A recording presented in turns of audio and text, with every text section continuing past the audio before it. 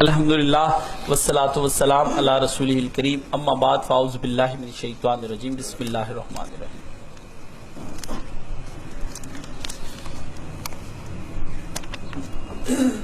السلام علیکم کاشف صاحب، اکثر بچیوں اور عورتوں کو دیکھا گیا ہے کہ وہ سارے جسم اور سر پر بھی پردہ کرتی ہیں لیکن اپنے چہرے کو کھلا چھوڑتی ہیں۔ وہ سمجھتی ہیں کہ یہ شرعی پردہ ہے۔ کئی دیندار مرد بھی یہی کہتے ہیں کہ چہرے کے علاوہ سب کا پردہ ضروری ہے اور پردے کی درست وضاحت فرما دیں۔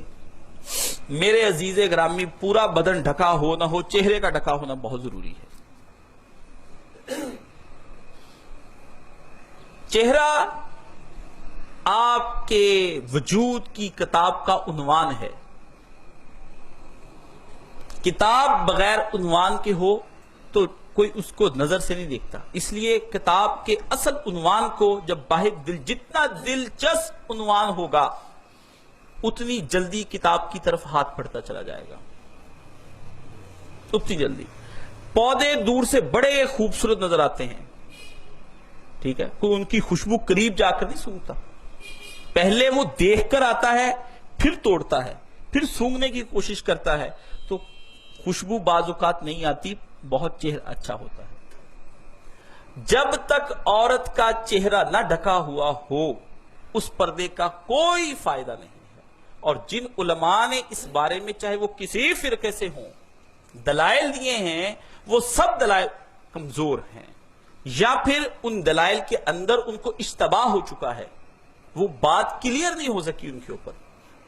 تو ایک چھوٹی سی مثال ہے، سیدہ عائشہ صدیقہ رضی اللہ تعالیٰ عنہ فرماتی ہیں کہ حج میں ہم نے معیت اختیار کی سرکار دو عالم صلی اللہ علیہ وآلہ وسلم کی، یہ آخری حج ہے، آخری حج۔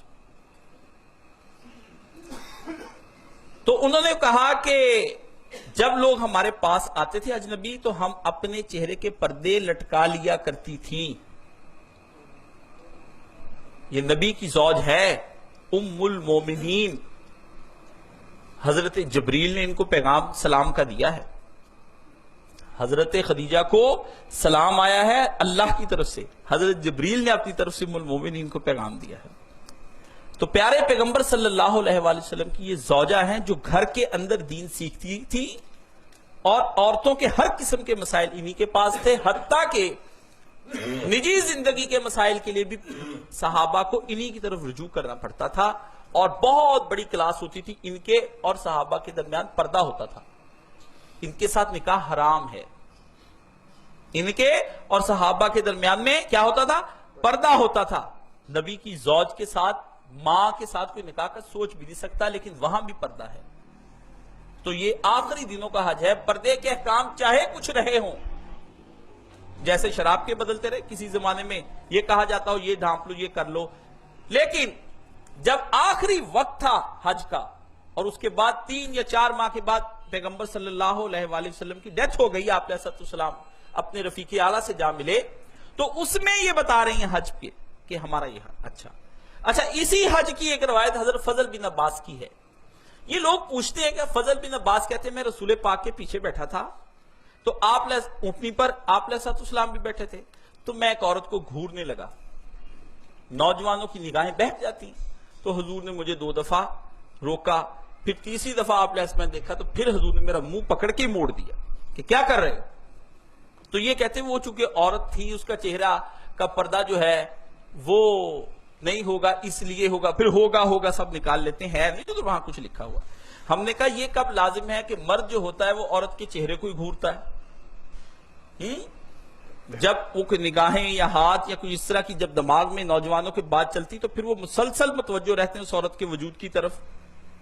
تو علماء نے کہا یہ کوئی ضروری نہیں کہ اس کے چہرے کو دیکھیں، وہ ایک عورت کی طرف گھور رہے تھے، مسلسل اس کو دیکھے جا رہے تھے، حیض سے پتہ چلتا ہوگا کہ جوان ہیں۔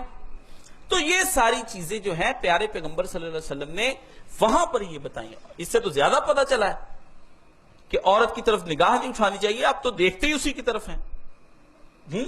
تو بات یہ غامدی صاحب کی انتہائی غلط ہے اور فضول ہے، اور میں نے ان کے دلائل سنے ہیں، اور سننے کے بعد ہم وہاں ملاقات بھی میں نے کی تھی ان سے، تو یہ کچھ نہیں ان کے پاس۔ کہتے عورت بیٹھے دیکھتا رہے، کب تک دیکھتا رہے؟ جب تک ذہن کے اندر الٹے سیدھے خیالات نہ آئیں۔ تو اس کا تھرمامیٹر کس کے پاس ہے کہ اس کے ذہن میں اچھے خیال چل رہے ہیں کہ الٹے چل رہے ہیں؟ ہاں کوئی آلہ بن گیا، غلط بات، ایسے نہیں. شریعت دونوں چیزوں کو منع کرتی. مرد کو غصے بصر کا حکم دیتی کہ نگاہ نیچے کرے، عورت کو پردے کا حکم دیتی ہے. تو یہ فضول قسم کے، اور حتیٰ ہم تو یہ بھی کہتے ہیں وہ برقع پہننا بھی حرام ہے. وہ برقع، وہ نقاب پہننا حرام ہے. جس برقعے اور نقاب پر اس طرح کے لش پش قسم کے ستارے اور پھول اور چاندی اور کڑھائیاں کی ہوں کہ دیکھتے ہی مرد متوجہ ہو جائیں، یہ حرام ہے. پیارے پیغمبر صلی اللہ علیہ وسلم نے فرمایا مرد کی خوشبو ناک کے ذریعے سے سونگی جاتی ہے، عورت کی خوشبو اس کے کپڑے کا رنگ ہے کہ ایسے رنگین جل ملاتے کپڑے پہن لے زرق برق کہ مرد کی نگاہیں اس کی طرف اٹھ جائیں. سرکار دو عالم صلی اللہ علیہ وسلم نے یہ فرمایا. تو جس عورت کے پھول ستارے چاندی یہ ابائے بیٹیوں کو جا کے کاٹ دیں، یہ ابائے بنوائیں ان کے خود پیسے، بچی کی حفاظت کے لیے کیا 1000-2000 لگانا مشکل، بنے بنوائے ابائے لاتے ہو؟ بھائی بڑی چادریں، ایسی چادریں جو ایک ہی رنگ کی ہوں وہ پہناؤ بچیوں کو. اچھے اوپر اور کلر کا سکارف بڑا ماڈریٹ، یہ زگ زیگ بنے ہوئے، یہ چھپے ہوئے حجاب، یہ حجاب ہے؟ یہ برقعے؟ غلط بات. دین کی نہ کریں یہ، اور نہیں تو اور طریقے سے. بات تھی کہ مرد اور عورت کی توجہ نہ ہو. حتیٰ آپ دیکھیں شریعت اسلامیہ میں یہ برقعے بھی میں آپ کو بتاتا ہوں، نقاب والا برقعہ کہ جس میں یہ آنکھ دیکھے دوسری آنکھ کو، اصل میں لڑتی ہی آنکھ ہے تو ہوتا ہی آنکھ کے ذریعے سے کام خراب ہے، چہرہ تو بات کی بات ہے. تو آنکھ کے ذریعے سے گناہ آتا ہے نا. پیارے پیغمبر نے آنکھ اور کان کے ذریعے سے گناہ اندر آتا ہے دل کے اندر. تو ہوتا کیا تھا کہ ایک آنکھ، میں نے دیکھا یہ پٹھانوں کے یہاں رواج ہے کہ وہ پردے کو یوں ڈھانپ لیتی تھی کہ ایک آنکھ نظر آتی جس سے وہ راستہ دیکھ لیتی تھی. تو جھکی ہوئی آنکھ ہو. مرد کو بھی آنکھیں جھکانے کا حکم ہے. سید مودودی سے کسی نے کہا کہ پہلی نظر معاف، تو اگر پہلی نظر میں دیکھتا رہے پھر، وہ بھی سید مودودی رحمت اللہ علیہ تھے نا. پی ایم سی میں یہ میڈیکل کالج کے لڑکے اس طرح کی بات پوچھی تو آپ نے فرمایا بھائی پہلی نظر معاف ہے، پہلی ٹک ٹکی معاف نہیں ہے، پہلی نظر معاف ہے. تو یہ میری آپ سے گزارش ہے